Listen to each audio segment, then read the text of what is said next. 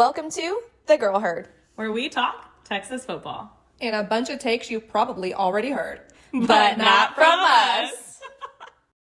We're all back, all three of us together. Should we just sing Reunited and it feels so good? I had to go into the office today. Hey, everybody. I'm officially back from my sabbatical, and it's like so much fun. But today is day 2 of me being back on Girl Herd, back at my company, and I had to go to the office. And when I walked in, it was just the cutest thing. Everybody was so happy. So it's like nice to be missed, you know? So that was fun. One girl who works at my sister company, though, she was like, "Did you go on vacation?" I was like, a little more than a vacation. Extended vacation. Yeah, because they don't get sabbaticals at the sister company. So she was like, "Oh, yeah." What a vacation that would be. Can you imagine putting PTO in for that? Right.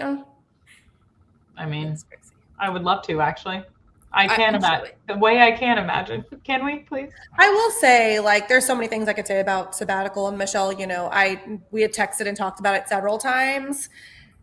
Everyone should have a sabbatical. First of all, 12 weeks. Like, I've always said this since I started at my company. The days at my job go by so fast just because, like, they're action-packed, things are happening, we're managing so much. And then, like, anytime I'd go on a vacation, it would be so slow, which you love, right? Like, that's what you want. But the sabbatical was both. It was slow and fast. And I think I'm really big on recognizing time, but even more so being on the sabbatical, you realize how fast 12 weeks goes by. And I'm like, nothing, like, honestly, I didn't miss anything. I went through all my emails and I was like, oh, like, nothing groundbreaking happened. Like, it didn't break. We're good. I do feel like it went by so fast. I feel like we had been talking about your sabbatical for so long, and then it was here, and now I feel like it just was over. I know. I feel like we've been talking about this for years, that this was going to happen for you. And then it felt like it came, and then in the midst of it, it felt like it went by fast. The last few weeks, I was like, I'm ready for Devin to be back. I'm ready for the gang to all be together. And it means football season's coming. But I know for you, it was such a different experience, and time flies. But I'm so happy. I'm so happy to be back because it does mean there's football. It's week 1 of Texas high school football, and I'm trying to get my game day outfit ready for Friday at North Shore, and I can't wait to hear that band drop their beat. Like, it makes this time of year have so much meaning, like tailing in your weeks with football on Saturday with college, and then Sunday with pros, and you just kind of curl up on the couch if you're not at the game, and it's the best. So I'm so happy to be back. Well, we're excited to have you. Yay. Well, I know everyone's wondering because we were posting about it. So we said we would be dropping an episode this week about Vince Young's Netflix special, which is currently now out. It came out on August 25th, which is today, the day that we're recording. And Angie was lucky enough to actually go to a private screening of the premiere in Houston, Texas, and River Oaks. So Angie, I mean, we want to talk about the Netflix special specifically, but kind of like lay out the evening, like what happened, what did you see, like tell us how it went. Yeah. First of all, I had never been to the River Oaks Theater, and it is darling. If you have never been, it gives you old movie theater vibes with like the red like curtains on the walls, and the seats were very lavish, like a very, very nice recliner. But it was there was people everywhere, and they had the entire thing blocked out. So there is a huge theater downstairs and then 2 or 3 upstairs. And so our tickets were upstairs in a private theater, but it was really like the who's in Houston.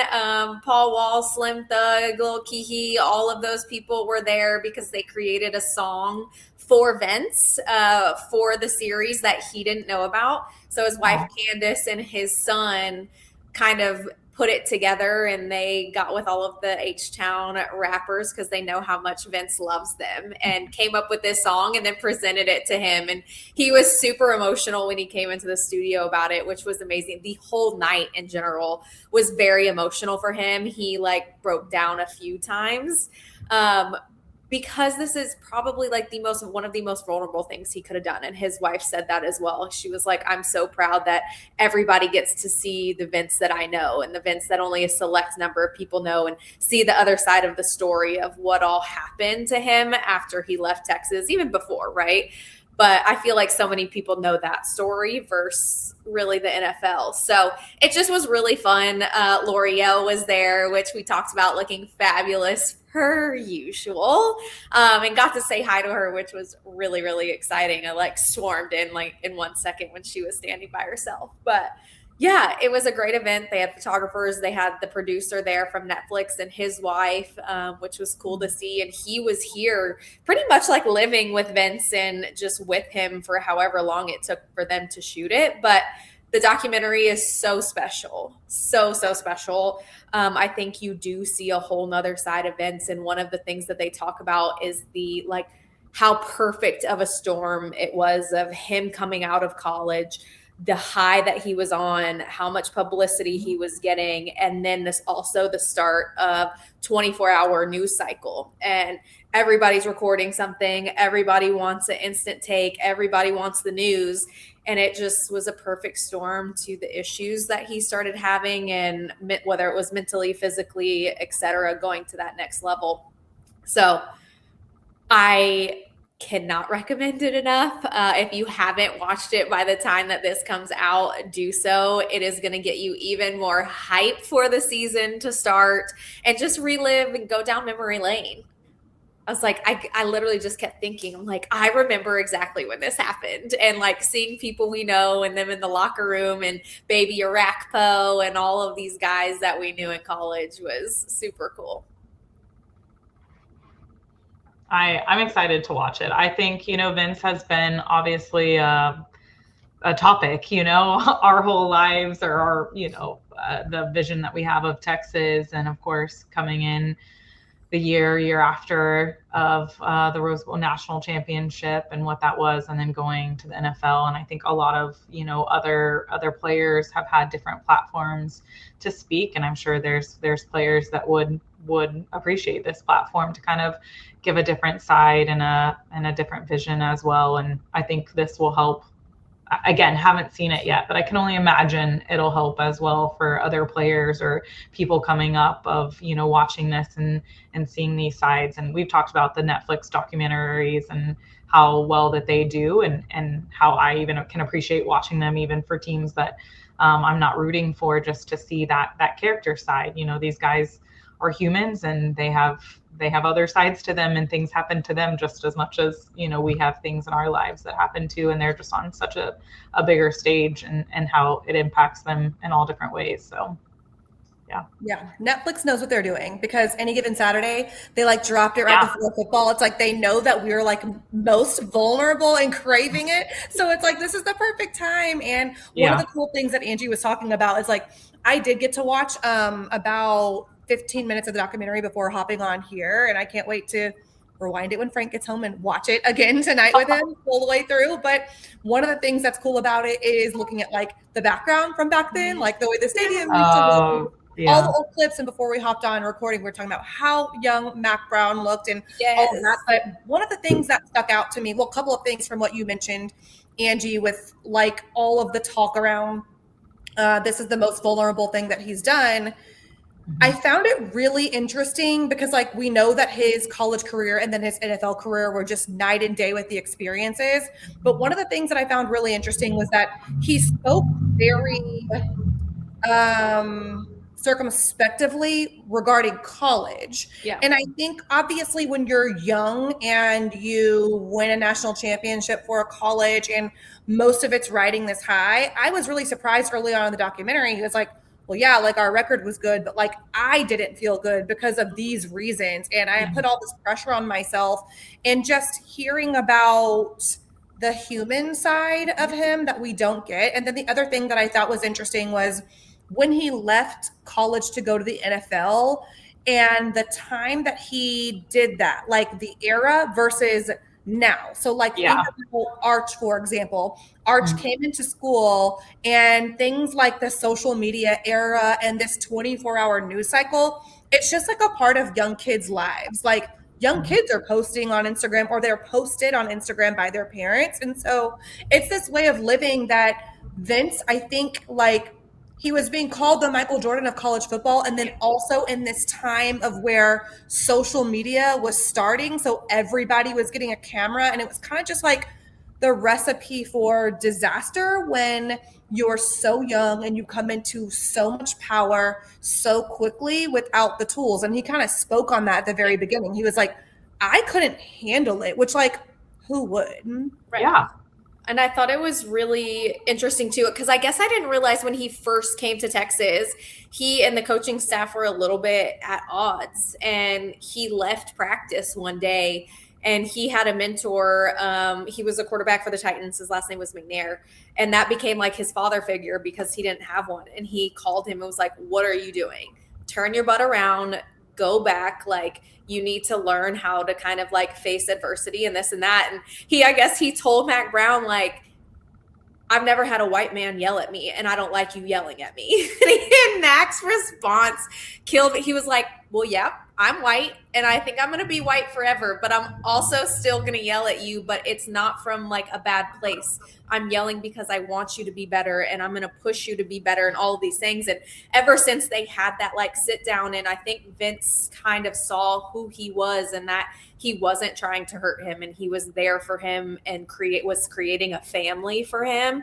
It completely changed his outlook and how he felt and how he started performing. And that was really special to see. And just, we love Mac and Sally, and this makes you love them even more. Like, the friend that I went with, she is a Michigan fan, like diehard Michigan fan. And she was like, I think I might be a Texas fan now. I was like, yeah. Which I love, because so many people hate on Texas, but I think that you see a really unique and special side of why we love it so much, and especially that time and that era. And it was just contagious. Yes. And you were speaking about the late Steve McNair, by the way, who also played on the Titans. So that story is one that's been like, so it's come up so many times within Vince Young's life, and like that connection, of course, because he played for the Titans too. And also that's just why he wanted to go. Yeah. Being from Houston, I love that the Houston thing. And I love how featured it was. And I think one of the things that was just so painful for us was that draft, because we didn't get Vince Young. And it's like the butterfly effect of like, well, if he would have been in Houston with his family, with his people, what would have happened with his career? And one of the things that I also love about the documentary, and something that I don't really think I've ever shared with anybody, y'all. So Girl Heart's getting the exclusive. Candace. So his wife is on there, and I love her perspective of just the things that kind of went on, and like her view of it, and her getting an academic scholarship to Texas. Mm-hmm. But when I was in high school, I was a high school senior, and I just got access to Facebook. It was her and her group of friends. They were like seniors at UT, because I was coming into UT. So they're about exactly 4 years older, but they had the coolest girl gang. And I was like, okay, all their outfits, everything they do, their hair. I was like, I really like tried to basically emulate that. And I feel like I did with my own girl gang once I got there. But I've always really just looked up to her from being a girl from Houston. And shout out to Michelle, who runs the Texas Pros page, because she wrote a feature on them on Substack. So if any of you all are on Substack, I would definitely go read it, because it has Candace's Untold story too. So I love that Michelle did that, by the way. But I'm like, I'm just such like, I literally fangirl her, and she doesn't know who I am, but since high school I have. Yeah, she was amazing, and she crushed the event. They had said this at the event, which I didn't realize either, that Netflix does not do premieres for Untolds, for those like short little docuseries, and they got Netflix to approve it for her and Vince. And so they really put on the whole thing. They just had to do certain things right with the branding and whatever for Netflix, but everything else she did on her own. And the event was amazing. But one other thing you brought up, Devin, is that he didn't come to Texas and play. And that story, I'm not going to do a spoiler because I know people hate that, but in the documentary, you find out why he didn't come to the Texans and Tennessee got him. And it will shock you. Yeah, I mean, going back to like them putting on this premiere and thinking about Netflix not doing it, I can just only imagine how much it means to them. Like, you think about this has been, I mean, 10 years that they've, held on to this story of theirs and this part of their life, and how long it took to kind of like get it under wraps, and what it must mean to premiere this and around their, close family, friends, etc. And I mean, it's really cool that you got to be there and see it raw and his emotions, because I can only imagine as well what that was like. I know his wife put a lot of it out there, and what this means to them as well. And I mean, it makes me emotional to think about, and it makes me, I think it's really cool that him and Mac get to work together now, and what that says. And yeah, we talk about how much we love Texas, and you mentioned it too, but it just like, it literally gives me chills right now, because it's like, that's what, our era, of course, of Texas means. That's what we hope that we're getting back to. And like these, it's a family, and what, it's not just Texas and tradition and all of that. It's, what this means deep down. So, but yeah, I'm excited to watch That was as in well. the doc too. Like the beginning of the doc also was discussing like Mac Brown when he got hired and how bad we were before that. And it was like, we were the punching bag of college football. And I was like, oh, like we also were not. We've had a few rounds of that. I was just like, man, like that's just not good. It was like 1996 in the documentary when they're like talking about it, and they're like, they hadn't won a national championship in decades. And I was like, yep. Oh, that's also like true. Relevant, still relevant. Like that one hurt. Like I was just like, we're gonna scooch past that little part, because I know when Frank watches it, he's gonna be like, yeah, where's y'all's natty? And funny enough, I had Jersey Mike's for lunch, y'all. Why the man ringing me up going say, are you a believer in Texas? No, are you a believer in Arch Manning is what he said. And I was like, absolutely. Like I back him all the way. I think he's gonna have a great year. And you know what? More than that, he deserves it, and I want it for him so bad, just because I think the universe is going to give him a little boost, if anything, because everybody comes down so hard on him. And he was like, y'all are the Dallas Cowboys of college football. And I honestly kind of didn't have a very good argument, unfortunately, for him. I didn't have a good comeback, and I also didn't find out what his team was, but I was like, I think we're going to be all right. That's funny that you say that, because I think it was Vince who, he and Mac on their pod were talking about Arch, and he referenced, I want to say it was Chris Sims, and he was like, he was kind of the same. Like in game, he would do these like miraculous things. He was just an in-game quarterback, and during practice, he wasn't that great. And he was like, I feel like Arch is probably similar. The things that he can do in a game when those lights are on and he just like his adrenaline is going and he's feeling it are so different from a practice perspective or a mock game week or things like that. And I feel like we've seen it, right? The end of last year was testament to that and what he can really do. I just, we got to get there quicker this year. Yeah. Did y'all see Drew's comments on this, by the way? No. Regarding all of the Arch, everything with the reports of, it's not sounding like it's so hot in practice. So Drew commented, and he more than commented. He wrote a little thing about it on the Inside Texas board. And I just loved it because it was about Vince Young. And he's like, I picked off Vince Young so many times in practice. He's like, and Vince Young won a natty. He's like, right. I did this, that, and the third. And he's like, what you don't understand is when you're practicing, no duh, you're going to do those things. And so he was like, that's how it works. And in fact, you want mistakes to happen in practice. And if they aren't, you're not practicing good enough or hard enough. And I related to it just from my own past and in competitive sports. And I'm like, yeah, that makes so much sense. And I was like, the voice of reason that we need after all this trolls and I don't know, just to address everything that's been going on.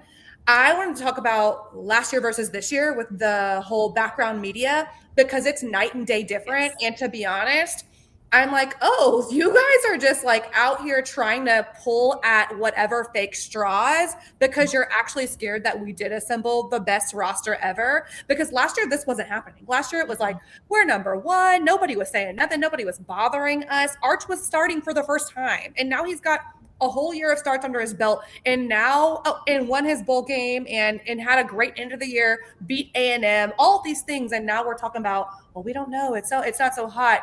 I just feel like it's all propaganda to get in somebody's head. I don't know whose, but it made me laugh, and I was like, I think this is actually a really good sign for us. Yeah, I agree. Yeah, go ahead, Michelle.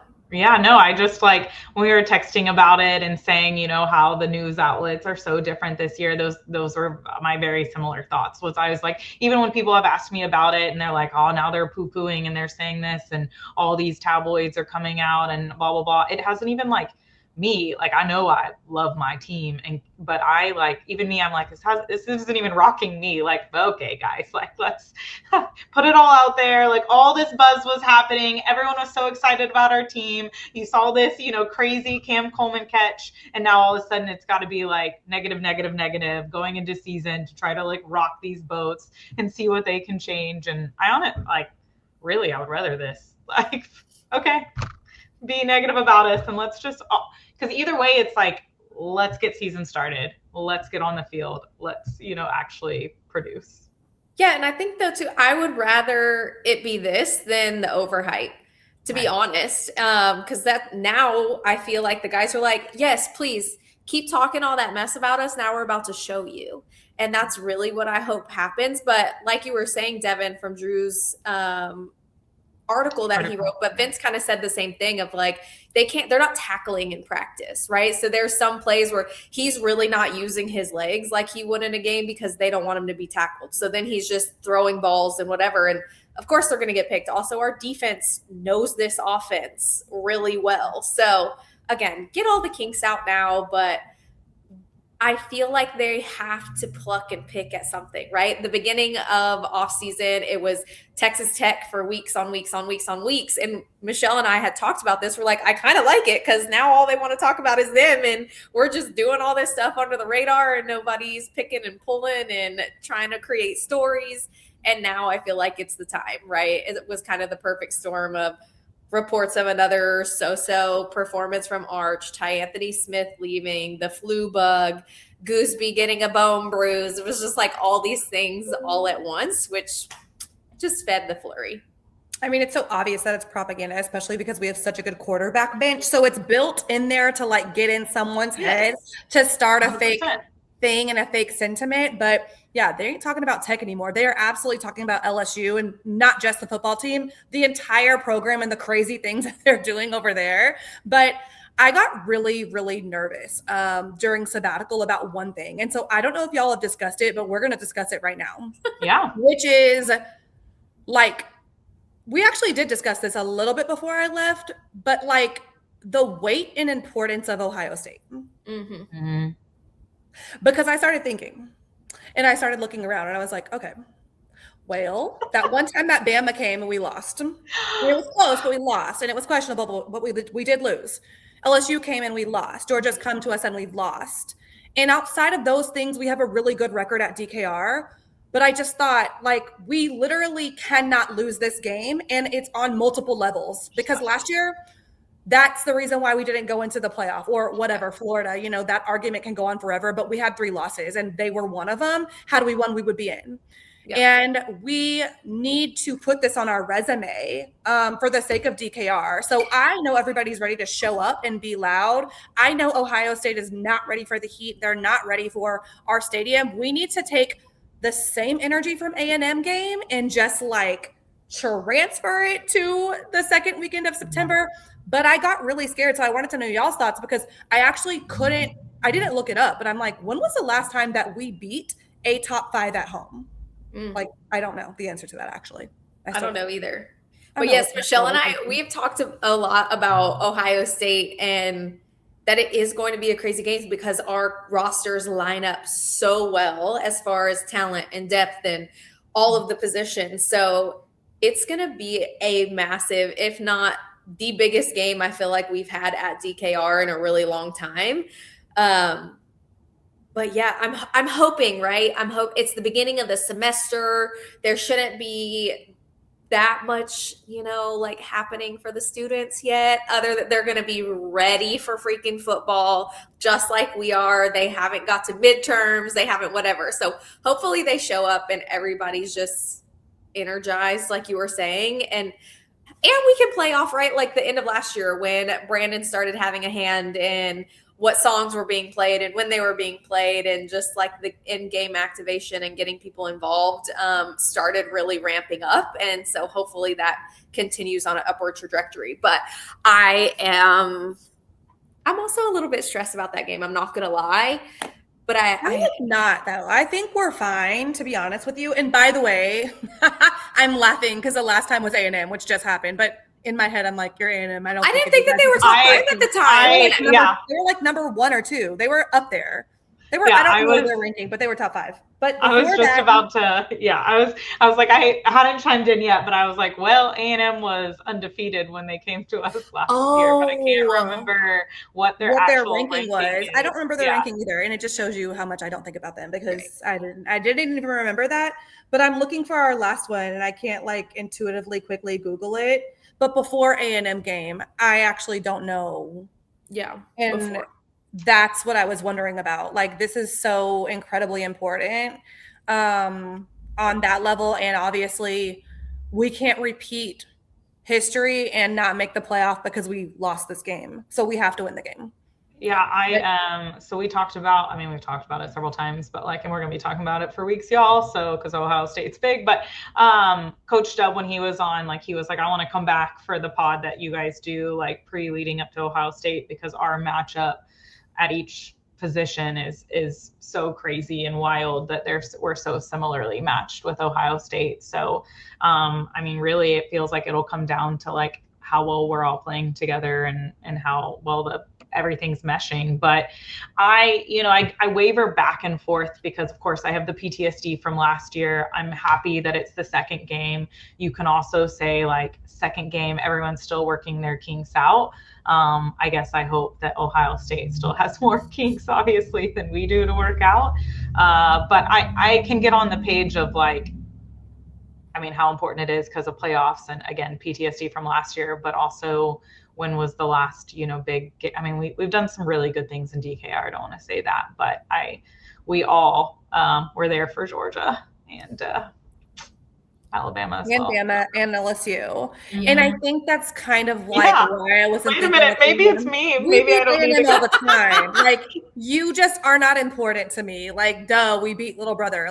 Outside of them, who are these marquee blue bloods that we are beating at DKR? It is so critically important that we get this win. I know.